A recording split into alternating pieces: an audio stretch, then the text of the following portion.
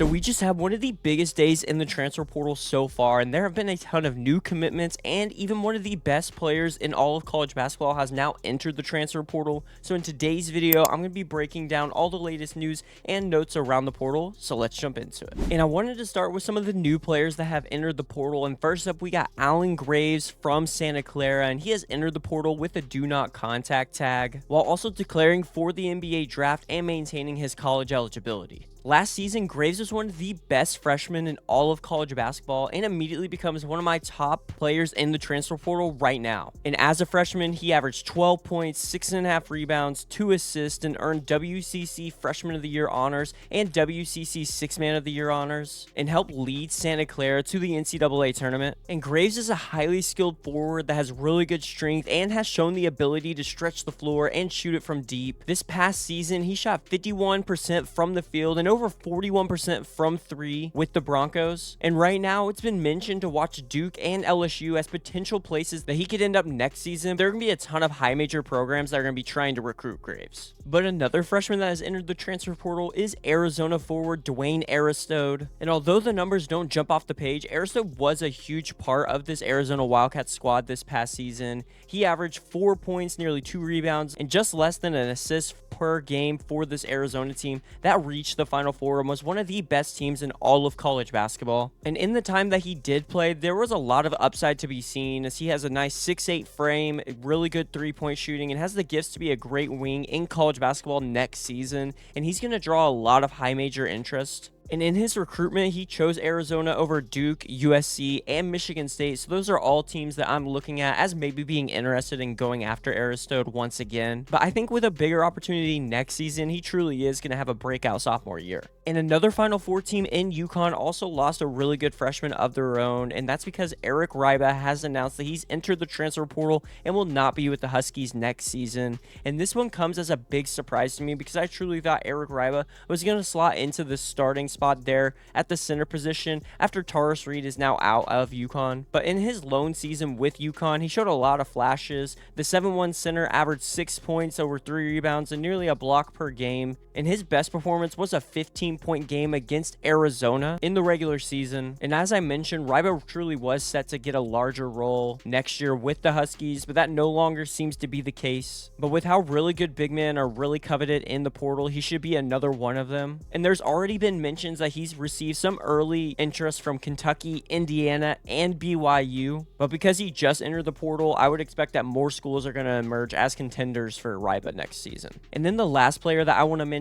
that has announced that they will be entering the transfer portal is Luka Bogavac from North Carolina. And with Michael Malone now becoming the head coach, Bogavac is yet another player to announce that they will be entering the portal. And this one is a big surprise because he previously announced that he would not be transferring this season, but that no longer seems to be the case. But this past season with Carolina, he averaged 10 points, 2.5 rebounds, and 2.5 assists per game. But I would expect all of those numbers to jump up next season. And when he was coming over to college basketball last offseason, he was actually rumored and predicted by some to go to Illinois. And so that would be a team that I'm definitely thinking is going to be in the mix for Luka Bogavac. But if not, he's another guy that's going to draw a lot of high major interest. But now I want to jump over to some of the commitments because we had a ton in the past couple of days. But first up, it's Collin Chandler, who is leaving Kentucky and is now committed to BYU. So Chandler will be returning to the place where he technically began his college career, but then decided to follow Mark Pope to Kentucky. In this past season with the Wildcats, the 6'5 sophomore averaged nearly 10 points, 3 rebounds, and 2.5 assists per game, and shot over 41% from the three-point line, which is going to be huge for a BYU team that struggled to hit the three at times this past season, especially after Richie Saunders went down to injury late in the year. And I do think Collin Chandler is actually going to be a really good replacement for Richie Saunders now that he's out after graduating from BYU, and should be a really big piece for this BYU team next season, especially if Robert Wright doesn't decide to return. Then up next, we got Houston, who added not one but 2 commits over the past couple of days. And first up, the biggest one has to be Dedan Thomas Jr. The transfer from LSU has committed to Kelvin Sampson and the Cougars to be their next point guard. And Dedan Thomas only spent 1 year with the Tigers and appeared in just 16 games due to injury, but in those 16 games, he averaged nearly 15.5 points and 6.5 assists per game. And before that, he was at UNLV for 2 years and put together 2 strong seasons there with the Rebels. But now that he heads to Houston, he's going to bring some much needed offense to this Cougars team and allow them to have a guy that can go get a bucket whenever he needs. And that's going to be huge with the departures of Milos Uzan, Emmanuel Sharp, and Kingston Flemings for Houston, which makes me really like this fit. And I also like this fit because I think this is going to help Dedan Thomas Jr. develop as a defender there under Kelvin Sampson, and he could compete for Big 12 Newcomer of the Year next season. And then the next commitment that Kelvin Sampson and Houston got was from Delrecco Gillespie out of Kent State. And Gillespie is a 6'8 forward and was a first-team All-MAC selection this past season with the Golden Flashes and averaged nearly 18 points and over 11 rebounds per game this season. And if you've seen him play, you know that Gillespie is an absolute rebounding machine and fits this Houston style of offense and defense perfectly. And with Kristanak Jr. declaring for the draft and now JoJo Tugler announcing that he will be back next season, he should slot in perfectly to that 4 spot in the starting lineup for the Cougars. And I'm expecting him to have a big season next year. But maybe one of the biggest commitments out of the portal recently was Isaiah Johnson, the Colorado guard transfer who is now going to be at Texas next season as he's committed to Sean Miller and the Longhorns. And Johnson had a very good season there as a freshman at Colorado and was probably one of the most underrated freshmen in the entire country. He averaged 17 points and shot 48.5% from the field and nearly 38% from the three-point line and was an all Big 12 honorable mention as a freshman, which just goes to show how good he actually was. And this past season with Colorado, he was their leading scorer, and I wouldn't be surprised if he went over to Texas and led the Longhorns in scoring there as well next season. And he should be huge in replacing the backcourt production that the Longhorns have lost in Jordan Pope and Tremont Mark, who are now both gone. And with this commitment and along with the rumors of David Punch transferring to Texas, I really like what Sean Miller has done so far in the offseason. But another surprising commitment that was announced was that Denzel Aberdeen from Kentucky has entered the transfer portal and is now committing to his former team in the Florida Gators,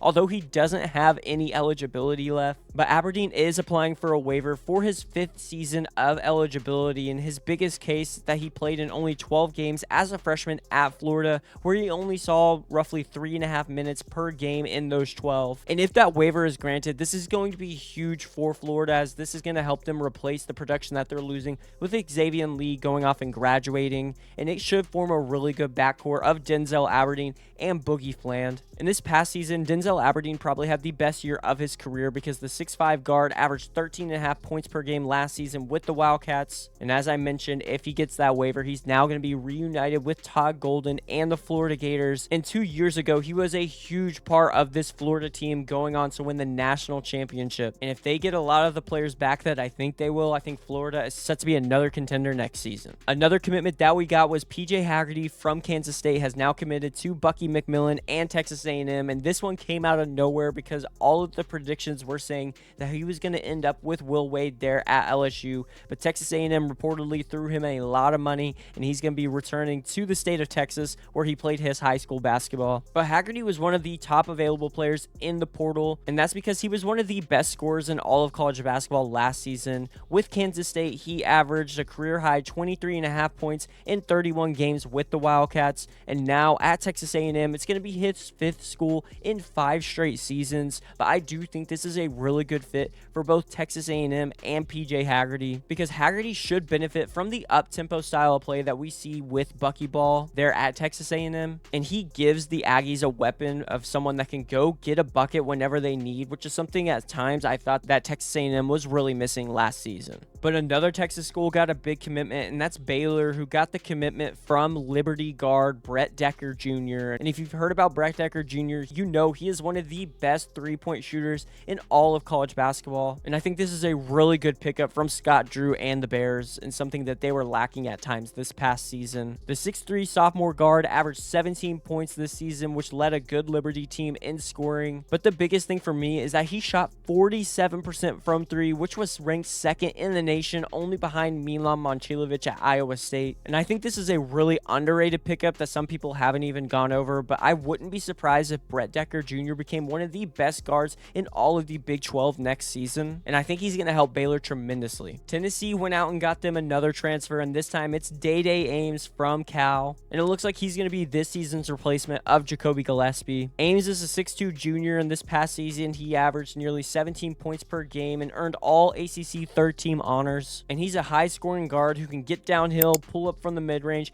and can hit off the catch from deep, as he shot 37.5% from beyond the arc this season. And I'm really interested in the pickups that Tennessee has made so far in Dai Dai Ames and Tyler Lumpley, because it looks like Rick Barnes and the Volunteers are now shifting to a more offensive-focused mindset, which is something we really haven't seen from Tennessee in recent years. But I would expect that they're going to be going after some of the best defensive players left in this transfer portal class, so we'll just have to wait and see. But the surprising thing about Dai Dai Ames was he was on a visit at Tennessee when he committed, but he also had visits scheduled for 3 other schools in Kansas, Ole Miss, and Xavier this week, but ended up committing to Tennessee and will no longer be going on those visits, obviously. But although Xavier missed out on Dai Dai Ames, they did land another commitment of their own, and that's Tru Washington from Miami has now committed to Richard Pitino and Xavier for next season. And Xavier has been a pretty big player in the portal so far. They landed a big man from LSU and Mike Nwoko earlier this week, and now adding Tru Washington there at the guard spot, it's seeming like this Xavier lineup is starting to shape up. Tru Washington this past season with Miami averaged 12 points per game for a Hurricane team that went to the NCAA tournament in Jay Lucas's first season with the program. And I expect those scoring numbers could even climb higher for Tru Washington in a larger role with the Musketeers next year. But one of my favorite pickups of the transfer portal so far is Oregon, who just landed a commitment from San Francisco guard Tyrone Riley, and he might be one of the most underrated players that was in the transfer portal. Riley played his first 2 seasons of college basketball with San Francisco and was huge for the Dons, and last offseason he actually entered the portal but decided to return for San Francisco for his sophomore season. And as a sophomore, the 6'6 guard averaged 12.2 points and nearly 5 rebounds per game and shot nearly 37% from the three-point line, and really showed his elevation in his offensive game from his freshman to his sophomore year. And now that Oregon has lost Jackson Shelstad there in the backcourt, I think Tyrone Riley is going to be a really big replacement for him, especially with his scoring production,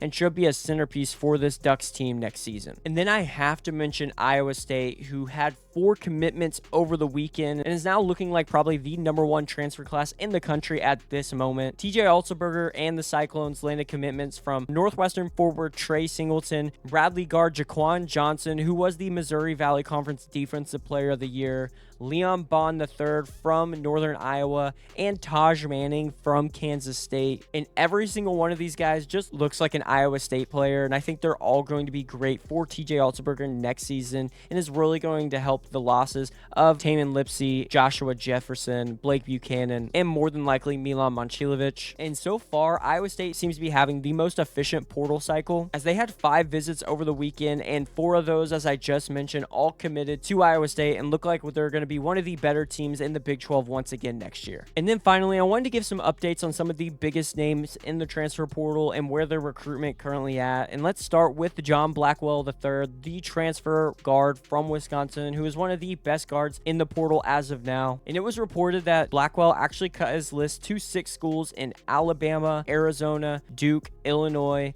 Louisville, and UCLA, and then it was reported a bit later that it's actually just between Duke and Illinois. And to me right now, I think the front runner is Illinois, just with his family ties that he has to that school, but I do think John Blackwell could flourish at either of these programs. And then I want to talk about Jalen Haralson, the freshman from Notre Dame, who averaged 16 points and 4 rebounds this past season with the Fighting Irish, because he has narrowed his list down to just 3 schools, and that's Tennessee, Ohio State, North Carolina. And there was plenty of buzz earlier around Indiana, who was big in his recruitment as a freshman, but right now it seems like they no longer appear to be in the mix to land Haralson for next season. And right now I don't necessarily have any clear read as to which team he's going to be going to, but if I had to guess, I would lean Ohio State as the slight favorite over Tennessee and North Carolina at this time. Up next, we got Zoom Diallo, the Washington guard, who is in the transfer portal. And I haven't mentioned Diallo yet in one of my videos, videos, but he definitely is one of the better guards that's available. Last season at Washington, he averaged nearly 16 points, 4 rebounds, and 4.5 assists per game while shooting 49% from the field and 31.5% from beyond the arc. And if you look anywhere online, you can see that Kentucky is targeting Zoom Diallo extremely hard. And the guard was actually on his first visit to Kentucky earlier this week. And to me, he's exactly the type of point guard that the Wildcats need next season, especially with his size and the ability to make plays for both himself and others. But maybe the biggest factor in this is that he's actually going to be healthy, which is something that Mark Pope has struggled with in his 2 seasons with the Wildcats, because in both of his years, his point guards were not fully healthy for the entire season. But I think this is a commitment that Mark Pope and the Wildcats desperately need. And right now, all indicators are showing that Kentucky is the front runner. Then we have Neoklis Avdalas, the big guard from Virginia Tech, and it's been mentioned that he's receiving strong interest from a lot of schools, and they include Texas, Florida State, Kentucky, North Carolina, St. John's, Michigan, Arkansas, and Oklahoma State. But then it was also reported that Avdalas won't be taking any official visits. So right now, it seems like his recruitment is wide open between all of those schools. But he is one of my favorite players to have a breakout season as a sophomore next year in college basketball. So I'm really interested to see where he's going to end up. And lastly, I want to mention Terrence Brown, who is the guard transfer out of Utah, because it was reported that Brown has narrowed his list down to these 6 schools, and that's North Carolina, USC, Kansas, Kentucky, Oregon, and Ole Miss. And I truly think Terrence Brown is another one of the better guard prospects that is in the transfer portal right now. As a junior, the 6'3 guard averaged nearly 20 points and 4 assists for the Utes, and is going to bring instant offense to whatever team is able to land him out of the portal. But that wraps it up for this transfer portal update. Let me know in the comments down below who your favorite commitment so far in the transfer portal has been. Also, if you've been enjoying the content, don't forget to drop a like on the video and subscribe to the channel. Thank you so much for watching, and I'll see you in the next one.